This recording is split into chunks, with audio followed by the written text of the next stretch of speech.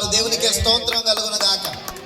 ఎందుకంటే యేసుక్రీస్తు ప్రభువారి యొక్క జన్మదినం ఈ యొక్క ప్రపంచానికి ఒక పండుగ. యేసు ప్రభువారి యొక్క పుట్టుక ఈ యొక్క ప్రపంచానికి ఒక అద్భుతమైనటువంటి మహోన్నతమైనటువంటి కార్యం. బైబిల్ గ్రంథంలో నుంచి లూకా సువార్త 2వ అధ్యాయం 11వ వచనం చదువుదాం. Please turn your Bibles the book of Luke 2వ అధ్యాయం 11వ వచనం. దావీదు పట్టణమందు నేడు రక్షకుడు మీ కొరకు పుట్టి ఉన్నాడు. ప్రార్థన చేసుకుందాం. స్తోత్రములు తండ్రి, ఈ రాత్రికాల సమయములో ఇంత తీవ్రమైనటువంటి చలిలో మీ మాటల కొరకు ఆసక్తితో మేమంతా ఇక్కడ కూడుకున్నాం ప్రభువా.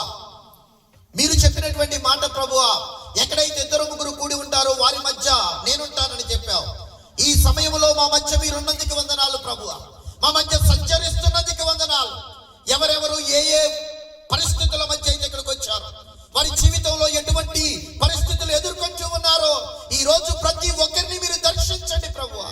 అయ్యా, ఈ రోజు ప్రతి ఒక్కరితో మీరు మాట్లాడండి అయ్యా. మీరు మాతో మాట్లాడుతూ ఉండగా ప్రభువా, వినగలిగినటువంటి మనసు, గ్రహించగలిగిన హృదయం, వెంబడించగలిగిన జీవితాన్ని నాకు, మాకు, మా అందరికీ ప్రసాదించమని నజరేయుడగు యేసుక్రీస్తు ప్రభువారి నామమున అడిగి వేడుకుంటున్నాము తండ్రి, ఆమేన్. యేసుక్రీస్తు ప్రభువారు ఆయన యొక్క పుట్టుక మనకేం చేసింది అంటే, అసలు ఈ లోకంలో ఎంతో మంది నేనే దేవుణ్ణి అని చెప్పుకునే వాళ్ళు ఉన్నారు.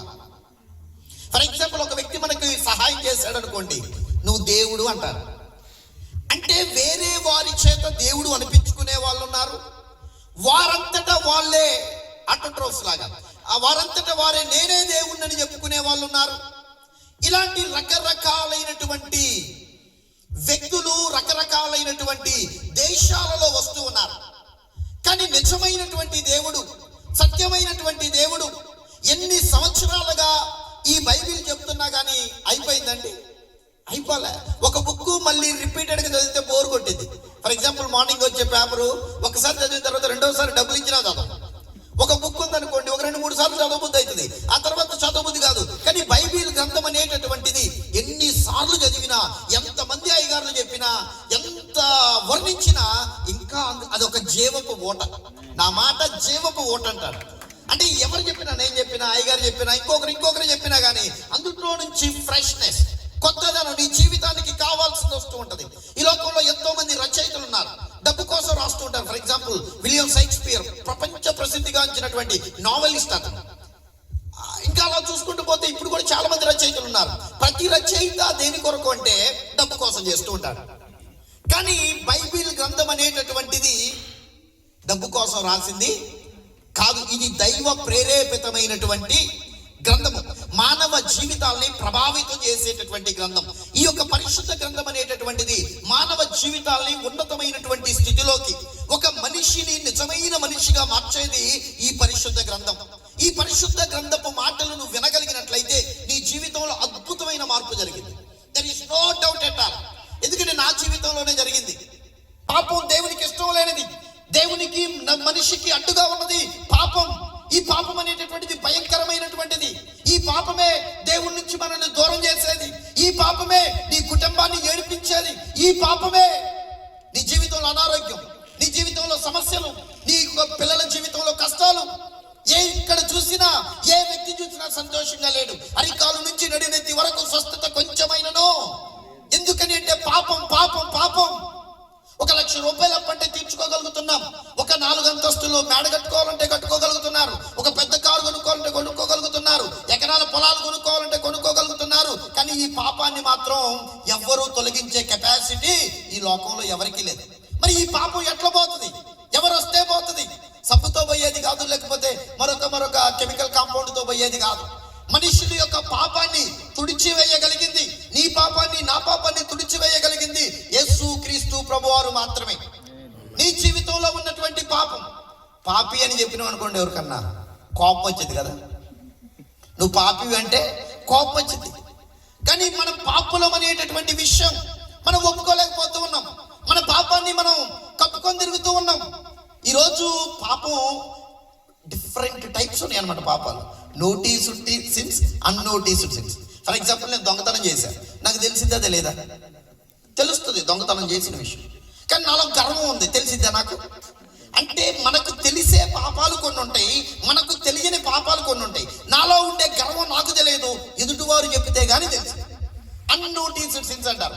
ఇలా ఎన్నో రకాల పాపాలు, అబద్ధం, దొంగతనం, వ్యభిచారం, అసూయ, అదేవిధంగా కక్షలు, అదేవిధంగా ద్వేషం, దేవుణ్ణి ప్రేమించకపోవటం, దేవుని మందిరాన్ని ప్రేమించకపోవటం, దేవుణ్ణి ఆరాధించకపోవటం, ఇటువంటివి రకరకాలైనటువంటి పాపాల చేత మనిషి ఎంతగానో దేవునికి దూరం అయిపోయాడు. ఈ పాపాలే నీ కుటుంబాన్ని నాశనం చేస్తూ ఉన్నాయి. ఈ పాపమే నీ జీవితాన్ని అల్లకల్లోలం చేస్తూ ఉన్నది. ఈ పాపమే నీ జీవితంలో నెమ్మది లేకుండా చేస్తూ ఉన్నది. మరి మనం ఏం చేస్తే మన కుటుంబం బాగుపడుతుంది? మరి మనం ఏం చేస్తే మన జీవితం వృద్ధిలోకి వస్తుంది? అందుకోసం యోబు గ్రంథం 22 అంటాడు, నీ గుడారములో నుండి దుర్మార్గతను నువ్వు దూరముగా తొలగించిన ఎడల నువ్వు అభివృద్ధి పొందెదవు. ఈ రోజు మనలో ఉన్న దుర్మార్గత, ఆ పాపం పోవాలి. ఆ పాపం పోకుండా నువ్వు ఏం చేసినా కానీ నీ పరిస్థితులు మారవు.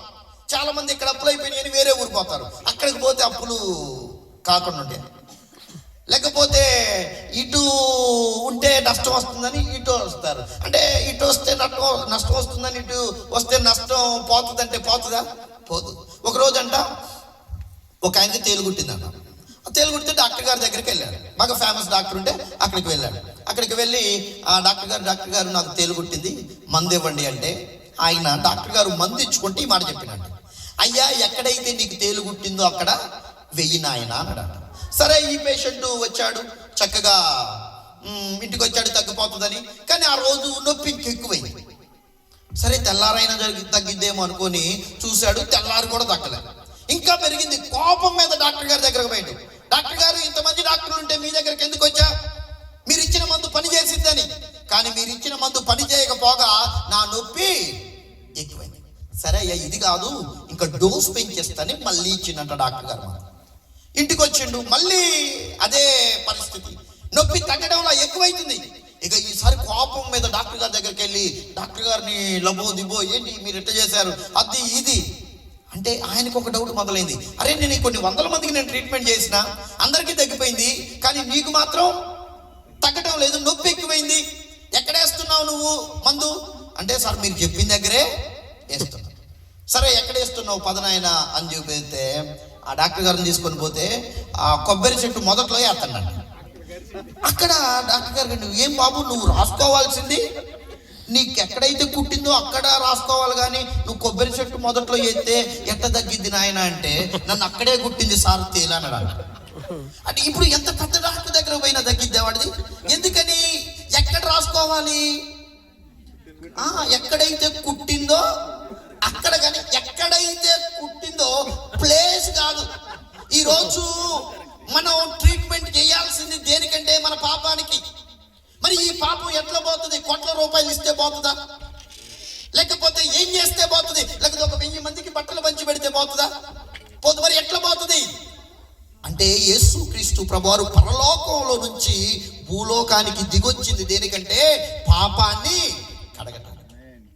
ప్రతి ఘోర పాపము కడుగును మన యేసయ్యా రక్తము. హల్లెలూయా. యేసు రక్తము మన పాపాన్ని కడిగేది.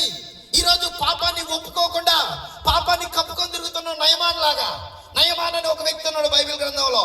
ఆయన ఎవరు అంటే ఒక సిడిఎఫ్ లాగా, సిడిఎఫ్ కదా ఏమంటారు, సైన్యాధికారి. ఒక సైన్యానికి ఒక కీ రోల్, ఆ యొక్క దేశం మొత్తానికి, ఒక ఆ ఫోర్సెస్ ఆర్మీ మొత్తానికి మెయిన్ హెడ్. ఆయన బయటికి చూడటానికి వీరుడు శూరుడు, కానీ లోపల చూస్తే ఉంది కుష్టుంది. నయమాను పరాక్రమశాలి, కానీ ఏముంది ఆయనకి? కుష్టు వ్యాధి. ఇప్పుడంటే కుష్టు వ్యాధి లేదు, ఎండిటి అని వచ్చింది 1960s మల్టీ డ్రగ్ థెరపీ. అందుకోసం ఇప్పుడు కుష్ఠోళ్ళు ఎవరు పట్టలే. ఇంతకుముందు కుష్ఠోళ్ళు ఎక్కడ చూస్తే అక్కడ భయంకరంగా ఆగపడేవాళ్ళు. ఇప్పుడు తగ్గిపోయింది. ఎండిటి 1960s తర్వాత మందులు తెప్పించేసి డిస్కవర్ చేశారు, ఇప్పుడు బాగానే ఉంది. పూర్వకాలంలో ఈ కుష్ఠు రోగం వస్తే ఊరి వెలుపల, పాలెం వెలుపల వదిలేసేవాళ్ళు. కుష్ఠు రోగం పాపానికి సాదృశ్యం. ఈ కుష్ఠరోగం వచ్చిన వాళ్ళని ఇంట్లో ఉంచేవాళ్ళు కాదు, ఊరి బయటికి పంపించి వాళ్ళకి కావాల్సినటువంటి ఫుడ్ కానీ ఏదైనా ఊరి బయట ఇవ్వడమే. జనంతో కలవడానికి అర్హత లేదు, ఉద్యోగాలు చేయడానికి అర్హత లేదు, మనుషులతో మాట్లాడడానికి అర్హత లేదు.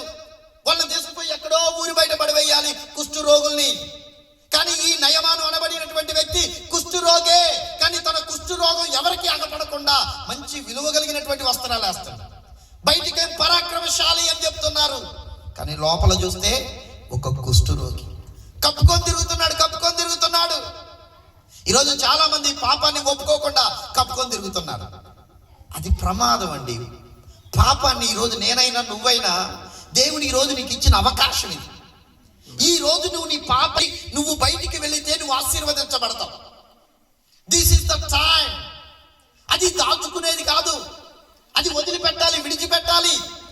పాపం అనేటటువంటిది యేసుక్రీస్తు ప్రభువారిని కల్వరి సిలువలో అంతగా శ్రమలు పెట్టిందంటే ఆ పాపం ఎంత కఠినమైందో చూడండి, ఎంత భయంకరమైంది, ఎంత వేదనకరమైంది ఆ పాపం. అటువంటి పాపంకి మన జీవితంలో చోటు ఇవ్వకూడదు. కానీ మన జీవితంలోకి వచ్చేసింది పాపం. మనిషి పుట్టుకతో, చిన్నపిల్లగాడు 2-3 నెలలు ఉంటాయి, వాడికి కూడా కోపం వచ్చింది. వేరే వాడిని చూస్తే వాడికి కూడా ద్వేషం వచ్చింది. వాళ్ళ అమ్మ దగ్గరికి వేరే వాడు వస్తుంటే వాడు బోరా అన్నట్టు వాడిని ఏం చేస్తుంటాడు, నెడుతుంటాడు. వాళ్ళ అమ్మ వేరే వాడిని ఎత్తుకుంటాడు అనుకోండి, ఈడేం చేయటం మొదలు పెడతాడు, ఏడవడం మొదలు పెడుతూ ఉంటాడు. అంటే వాళ్ళకి అప్పటి నుంచే ఏమొచ్చింది, ద్వేషం అనేటటువంటి హ్యాటర్నెస్, ద్వేషించే స్వభావం వాళ్ళు డెవలప్ అవుతూ ఉన్నది. ఇటువంటి ఎన్నో పాపాలు మన జీవితంలో ఉన్నాయి. ఈ పాపాలు దేవునికి అసహ్యమైనటువంటివి, దేవుని యొక్క చిత్తాన్ని మన జీవితంలో జరగకుండా అడ్డుకునేవి, దేవుని యొక్క ఆశీర్వాదాన్ని మనం అనుభవించకుండా దేవుని ఆశీర్వాదాన్ని మనకు దూరం చేసేవి ఈ పాపాలు. ఈ పాపం కొరకు పాత నిబంధనలో ఎన్నో ప్రయత్నాలు చేసేవారు. పశువులను అర్పించేవారు, పావురాలను అర్పించేవారు, అదేవిధంగా గొర్రెలను అర్పించేవారు, గొవ్వలను అర్పించేవారు. కానీ మనిషి పాపం పోవాలి అంటే ఈ జంతువులు, ఎన్ని జంతువులు అయితే సరిపోతాయి. అందుకోసమే తండ్రి అయినటువంటి దేవుడు ఈ లోకానికి ఎవరిని పంపాడు, యేసుక్రీస్తు ప్రభువారిని పంపాడు. ఈరోజు నయమాన్ లాగా పాపాన్ని కప్పుకోవద్దు. నయమాను పాపాన్ని కప్పుకున్నాడు. ఒకరోజు అనుకున్నాడు ఈ పాపం ఏదో ఒక రోజు బయటపడుతుంది అని చెప్పి దేవాతి దేవుని వైపు తిరిగాడు. తన యొక్క కుష్ఠరోగం మొత్తం పోగొట్టుకున్నాడు. దేవునికే స్తోత్రం కలుగును గాక. నయమాను జీవితంలో ఆ రోజు క్రిస్మస్ జరిగింది. ఇలాంటి కూడికే జరుగుండేది బహుశా. అదేవిధంగా ఈరోజు మన పాపం పోతే నువ్వు దేవుని ఆశీర్వాదాన్ని పొందుకుంటావు, దేవుని యొక్క మేలును నువ్వు పొందుకోగలుగుతావు. ఏదో ఒక రోజు నీ పాపం బయటపడే రోజు వచ్చింది. కానీ నీకు అవమానం రాకుండా, నీకు నింద రాకుండా యేసుక్రీస్తు ప్రభువారు నీ పాపాన్ని క్షమించడానికి, అందుకోసం లోకస్వార్తలు ఇందాక చదువుకున్నాం కదా, దావీదు పట్టణమందు నేడు రక్షకుడు పుట్టి ఉన్నాడు. ఎందుకు పుట్టాడు, నీ కొరకే, నీ పాపాల్ని కడిగివేయటానికి. ఒకరోజంట ఒక కాకి ఒక సొన్నంలో బొర్లి పావురాల గుంపులో చేరిందంట. ఎప్పుడైతే పావురాల గుంపులో చేరిందో ఈ పావురాలు అనుకుంటున్నాయంట, అరే ఏంటి పావురాలు ఎట్టుంటాయి, చిన్నగా నీట్గా ఉంటాయి. కాకి ఎట్టుంటుంది, బండ శరీరం వేసుకొని అట్లా ఉంటూ ఉంటుంది కాకి. అడిగితే మీరు అసలు మా వర్గానికి సంబంధించిన వాళ్ళు కాదు, ఎక్కడి నుంచి వచ్చి నువ్వు అంటే అది అన్నదంట తెలుగు, నేను అమెరికా కాకిని అన్నదంట. ఓహో ఈ అనుకునే వచ్చి అమెరికా పావురాన్ని అన్నదంట ఆ కాకి. అమెరికాలో పావురాలు ఏదో ఉంటుందిగా, మీ ఊర్లో నిమ్మకాయని ఏమంటారు అని మీరు చూసారు ఈ జోకు. మీ ఊర్లో నిమ్మకాయని ఏమంటారంటే నిమ్మకాయ అంటారు. అదేవిధంగా ఈ పావురపు గుంపులో వచ్చినటువంటి ఈ యొక్క తెల్ల కాకిని ఎక్కడి నుంచి వచ్చారు మీరంటే నేను అమెరికా పావురాని అన్నదంట. వీళ్ళు అనుకున్నారు పాత పావురాలు, ఓహో అమెరికాలో పావురాలు ఇలా. సరే గొంతు చూస్తేనేమో దాని గొంతు ఎట్టుంటది, క్యావ్ క్యావ్. పావురం మూలిగిద్ది, పావురం మూలుగుతుంది, కాకేమో క్యావ్ క్యావ్. ఏంది మరి పావురానివి అయితే, నువ్వు మా జాతి అయితే నీ గొంతు ఏంది అట్టుందంటే, నేను అక్కడ యుద్ధం చేసి వచ్చిన, యుద్ధం చేయటం అంటే ఏమనుకున్నావు, అరవటం. ఈరోజు చాలా మంది ఇదే యుద్ధం, అరుపు. కొంతమంది ఇళ్ళల్లో చూస్తే ఎప్పుడు చూసినా ఏముంటది, అరుపు. అది మంచిది కాదు, ఆశీర్వాదానికి సూచన కాదు. అరుపు దరిద్రానికి సూచన, అరుపు కీడుకు సూచన. అరుపు అనేది మంచిది కాదు. అందుకోసం క్రైస్తవులు ఏదన్నా ఇంట్లో తరతమ్యం రాక మానదు. తప్పనిసరిగా ఆ తండ్రికి కొడుక్కి అపోజిషన్ గ్యారంటీ జరుగుతుంది. మా ఇంట్లో జరగదంటే నేను నమ్మను. తప్పనిసరిగా ఏదో ఒక పాయింట్లో భేదాభిప్రాయం వచ్చింది. ఆ భార్యాభర్తల మధ్య భేదాభిప్రాయం వచ్చింది. భేదాభిప్రాయం వచ్చినప్పుడు ఒక గంటలో మళ్ళీ మొత్తం సెట్ కావాలి. కొంతమంది అంటారు ధర్నా చేస్తారు, నిరహార దీక్ష. ఒకసారి గొడవ పెట్టుకుంటే 2 రోజులు, 3 రోజులు, వారం రోజులు, నెల రోజులు, 2 నెలలు అట్టుండకూడదు. బైబిల్ చెప్తూ ఉన్నది, సూర్యుడు అస్తమించే వరకు నువ్వేం చేయాలి? సమాధాన పడాలి. ఒకవేళ మీ భర్త అనుకోండి, మీ భర్తతో మీరు మాట్లాడండి, మీ భార్య అయితే భార్యతో మాట్లాడండి, పిల్లలు అయితే పిల్లలతో మాట్లాడండి. అంతేగాని దాన్ని ప్రొలాంగ్ చేస్తే దాని ముగింపు కీడుతో ముగిసింది. అది ఆశీర్వాదంగా ఉండదు.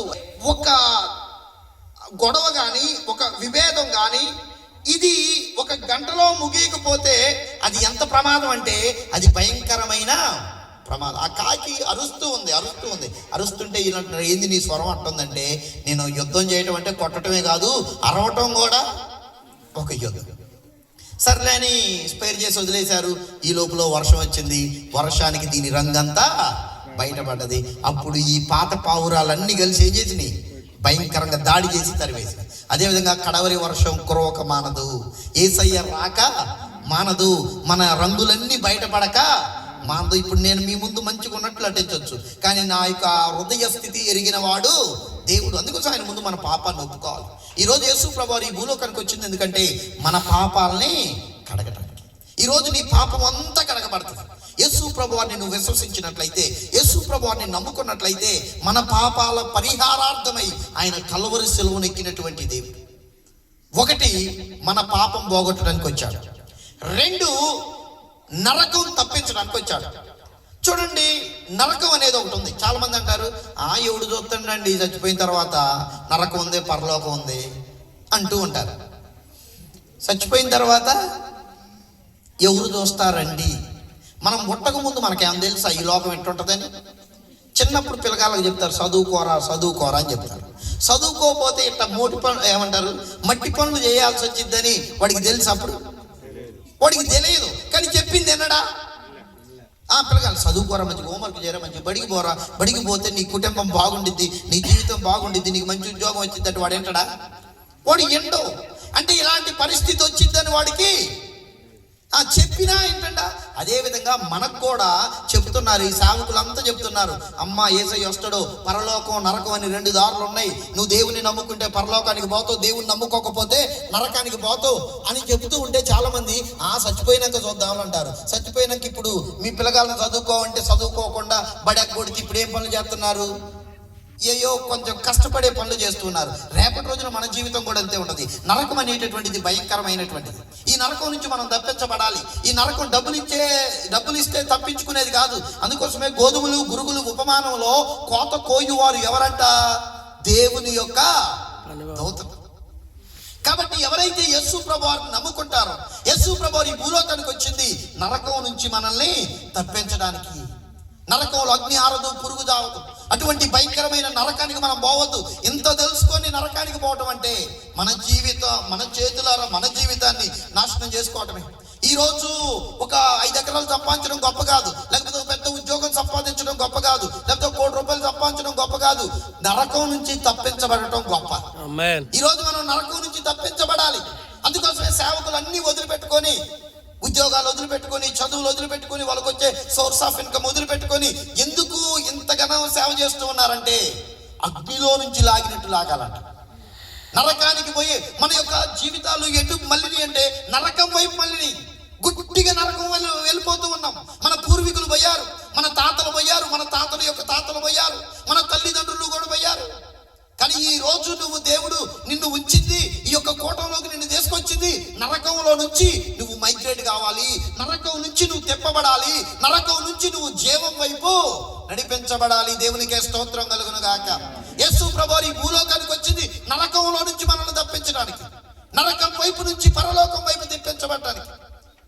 బంగాళాఖాతంలో ఒక చేప ఉంటుంది, దాని పేరు ఇలస. బే ఆఫ్ బెంగాల్లో, మన పశ్చిమ బెంగాల్ ఉంటుంది కదా, వెస్ట్ బెంగాల్లో ఉంటుంది అనమాట. ఇలస అనేటటువంటి చేప ఫ్రీగా ఇచ్చినా తీసుకోరు. అంటే అంత ముళ్ళులతో కూడుకున్నది, అంత దుర్గంధంతో కూడుకున్నది. ఆ బంగాళాఖాతంలో పెరుగుతూ ఉంటుంది ఆ చేప. విలువ ఉండదు ఆ చేపకి. ఎందుకంటే ముళ్ళులతో కూడుకుంది, ఎవరైనా తింటారా? ఎక్కువ ముళ్ళులు ఉన్నది. అదేవిధంగా దుర్వాసన వచ్చే చేపను ఎవరైనా తింటారా? తినరు. అటువంటి ఇలస చేప జూన్ నెల వచ్చే వరకు ఆ యొక్క కాకినాడ సముద్రం ఉంటుందిగా, అందుట్లో నుంచి గోదావరి ఎక్కడైతే సముద్రంలో కలుస్తుందో ఆ యొక్క గోదావరి నదిలోకి ఎదురు ఈదుకుంటూ వచ్చింది. బంగాళాఖాతంలో ఉన్న చేప ఏమవుతుంది? గోదావరి నదిలోకి, ఇదంతా నది అనుకోండి గోదావరి, అది మహారాష్ట్రలో పడుతుంది కదా, నాసిక్ దగ్గర, ఇలా వచ్చి సముద్రంలో కలుస్తుంది నది.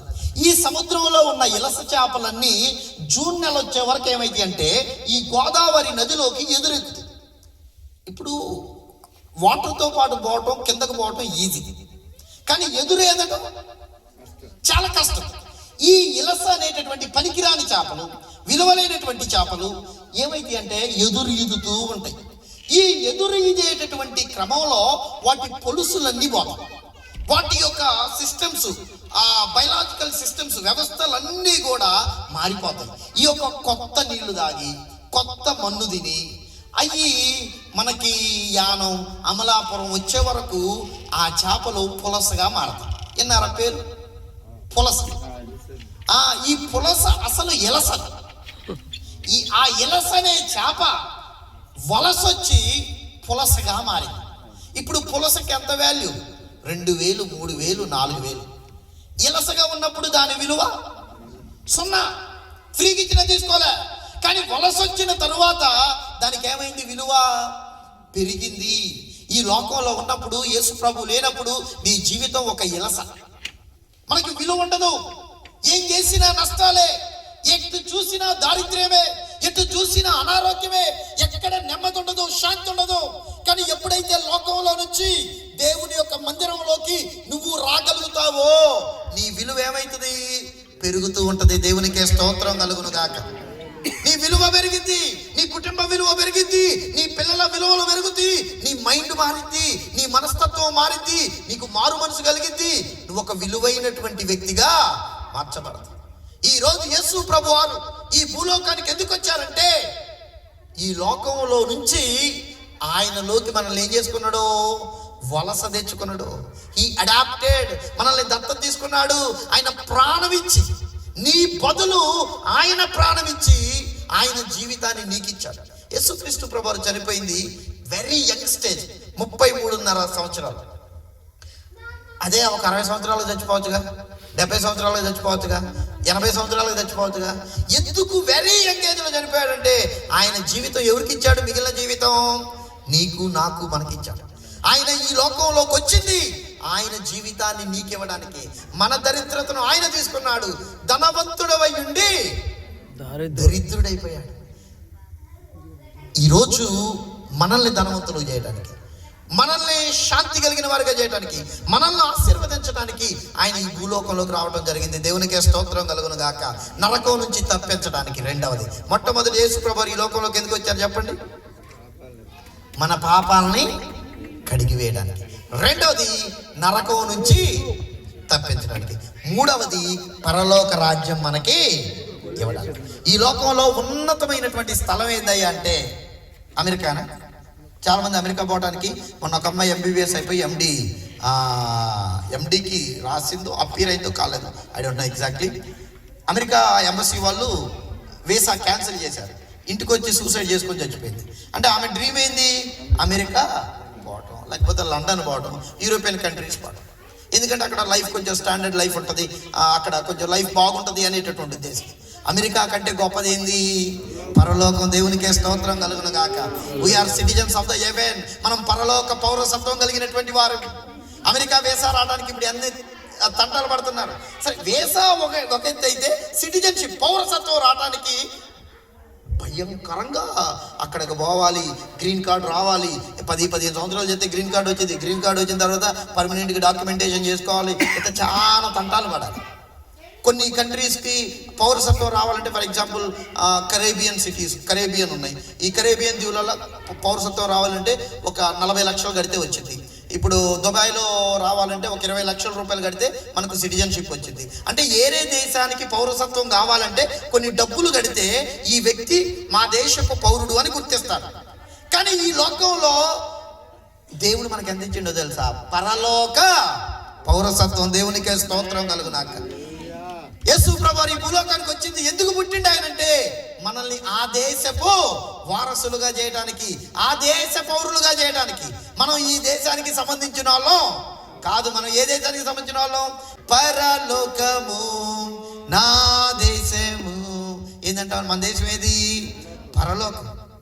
అక్కడ సూర్యుడు లేడు, సూర్యుడు లేని, చంద్రుడు లేని, చీకటి రాత్రులు అసలే లేని ఆ దివ్య నగరిలో తులను అక్కడ అసలు లైట్లు అవసరం లేదు, ఏం అవసరం లేదు.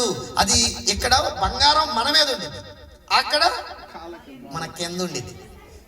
అసలు ఆ యొక్క వెలుగులు, పరలోకం అద్భుతం. అక్కడ సిటిజన్షిప్ కొట్టాలి మనం. ఇక్కడ అది ఇది కాదు. అసలు క్రైస్తవుని యొక్క ముఖ్య లక్షణం ఏంటంటే నాకు ఆ మేలు జరిగింది, ఈ మేలు ఎట్టా జరుగుతాయిలే, ఈ ఉద్యోగాలు, డబ్బులు, ఇల్లులు కట్టుకోవటం ఇవన్నీ సహజంగా జరిగాయి. కానీ మెయిన్ ఉద్దేశం ఏంది? నా రాజ్యమును, నా నీతిని. ఈరోజు మనం అంతా పరలోక పౌరులు కావడానికి యేసుక్రీస్తు ప్రభువారు పుట్టారు. ఒకటి మన పాపాలు కడిగి వేయడానికి, రెండవది మనల్ని నరకం నుంచి తప్పించడానికి, మూడవది మనకి పరలోక రాజ్యం. ఆయన సూర్య చంద్రులు లేనటువంటి ఆ యొక్క పరలోకంలో ఆయనే ఒక కాంతిమయం. కాబట్టి ఈరోజు యేసు ప్రభువారి పుట్టుక మనకి గింత కూడా న్యాయం చేయాలి, గింత కూడా న్యాయం చేయాలి. మొత్తం బెనిఫిటే కానీ నీ పాపం పోతే నీకు ఆశీర్వాదానికి యాక్సెస్ ఉంటుంది. కనుక ఈరోజే మన జీవితాల్లో మన పాపాన్ని తొలగించుకుందాం. యేసు రక్తం అలా ప్రవహిస్తూ ఉంటుంది. ఆ రక్తములో నీ యొక్క హృదయాన్ని గడుపుకోవాలండి. ఈరోజు మన హృదయాన్ని గడుపుకుందాం. ఒక్క చిన్న పాపం కూడా ఉండడానికి వీల్లేదు. ఈరోజే గడుక్కో. అతి త్వరలోనే నువ్వు ఒక గుడ్ న్యూస్ నువ్వు వినబోతావు. నీ జీవితం ఒక శుభవార్తలు నువ్వు చూడబోతావు. నీ పిల్లలు ఆశీర్వదించబడతారు. నువ్వు చాలా గొప్ప వ్యక్తిగా మారుతావు. ఈరోజు నీ పాపాన్ని గడుక్కొని దేవుని మందిరానికి నువ్వు నీ జీవితాన్ని అంకితం చేసుకోగలిగితే, ప్రతి ఆదివారం దేవుని మందిరానికి రాగలిగితే నీ జీవితంలో అద్భుతమైన కార్యాలు చూడగలుగుతావు. ఈ క్రిస్మస్ రోజు ఒక తీర్మానం చేసుకోండి. మీరు మీ పాపాన్ని ఒప్పుకోండి. ప్రతి ఆదివారం గుడికి వస్తున్నారమ్మా, వస్తున్నారా? రాండి. ఒకవేళ మిస్ చేయమాకండి. ఎందుకంటే ఆదివారం చేసేది మనకేదో మిగులుతుంది అనుకోమాక. చిక్ ఫిల్లీ అనే ఒక రెస్టారెంట్ ఉంది అమెరికాలో. రెస్టారెంట్ చిక్ ఫిల్లీ. పాపం బాగా కన్నీరు కారుస్తాడు విశ్వాసం. అయ్యా నాకేం పని లేదు ప్రభు అంటే దేవుడు ఒక పని ఇస్తాడు. ఏంటంటే ఈ లెగ్ పీసులు ఉంటాయి కదా, చికెన్, దాన్ని కాల్చి అమ్మడం.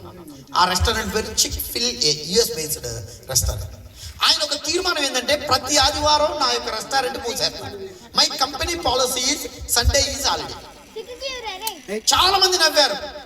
రెస్టారెంట్లు 100 రూపాయలు వారం మొత్తం 100 రూపాయలు బేరం అయితే అందులో 70 రూపాయలు బేరం ఆదివారమే. ఎరా పిచ్చోడా, అసలు మంచి బేరం అయ్యే రోజే నువ్వు మూసేస్తున్నావు అంటే నీ అంత మూర్ఖుడు ఇంకొకరు లేడు. ఏమి దేవుడు రా, ఏందిరా ప్రార్థన ఆదివారం అని నవ్వారు, ఎగతాళి చేశారు. ఆయన అలా ఉంటే అదే టైంలో కేఎఫ్సి, కెనెక్టీ ఫ్రైడ్ చికెన్, మెక్డొనాల్డ్స్, అదేవిధంగా బర్గర్ కింగ్స్ ఇవన్నీ వచ్చి వాళ్ళు వ్యాపారం బాగా నడుస్తుంది. అందరూ అంటున్నారు, అరే ఆదివారం నువ్వు మానేయటం వల్ల ఎన్ని రెస్టారెంట్లు పుట్టుకొచ్చినాయో చూడు, వాళ్ళు చూడు ఎంతగా డెవలప్ అవుతున్నారు, నీ జీవితం చూడు ఎక్కడేసిన కొంగడు అక్కడలాగే ఉంది అని బాగా ఒక సంవత్సరం పాటు బాగా ఏడ్పించారు. ఎంతమంది ఏడ్పించినా, ఎంతమంది ఏమన్నా కానీ ఆదివారం మాత్రం రెస్టారెంట్ ఓపెన్ చేసాడు కాదు. ఏంటంటే నన్ను గణపరచు వారిని నేను గణపరుస్తాను, నేను దేవుని మందిరానికి వెళితే దేవుడే నన్ను ఆశీర్వదిస్తాడనే తీర్మానంతో ఆయన ఆదివారం అస్సలు ఓపెన్ చేసాడు కాదు.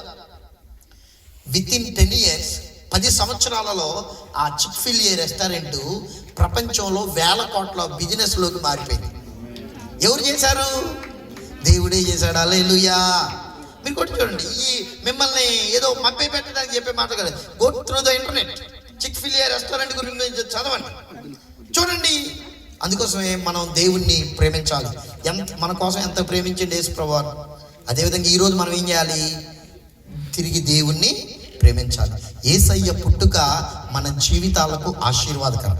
మన పాపాలను కడిగి వేసింది ఆయన పుట్టుక. నరకాన్ని తప్పించింది. మీ తల్లిదండ్రులు కానీ, బంధువులు కానీ, చుట్టాలు కానీ, మరి ఎవ్వరు కూడా నరకం తప్పించలేరు. ఎన్ని మాటలు చెప్పేవాళ్ళే కానీ నరకం నుంచి తప్పించలేరు. పరలోక పౌరులుగా మనల్ని మార్చలేరు. యేసుక్రీస్తు ప్రభువారు ఈ లోకంలో జన్మించి మనల్ని, పాపాలని కడిగి నరకం నుంచి తప్పించి పరలోకాన్ని ఇచ్చినటువంటి ఆ దేవాతి దేవునికి ఈరోజు మన హృదయంలో ఒక చోటు ఇవ్వాలి. ఈరోజు మరి నీ హృదయంలో చోటు ఇస్తావా? ఇచ్చారు అంటే దానికి ఏం చేయాలంటే ప్రార్థన చేయాలి. మోకరించండి ఒక్క నిమిషం. Let we pray. 9 o'clock అయింది కదా, నేను ముగిస్తూ ఉన్నాను. ప్రార్థన చేద్దాం. అందరం ప్రార్థన చేద్దాం. ఒక్క నిమిషం అమ్మ, ఒక్క నిమిషం.